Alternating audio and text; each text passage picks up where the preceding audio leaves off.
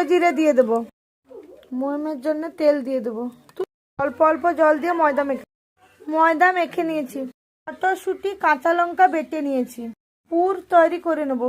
কড়াইয়ে সর্ষের তেল দিয়ে দেবো। দেবো হিং, দেবো কালো জিরে, রাখা কড়াইশুঁটি, জিরে গুঁড়ো। পুর তৈরি হয়ে গেছে। পুর ভরে নিয়েছি, বেলে নেব।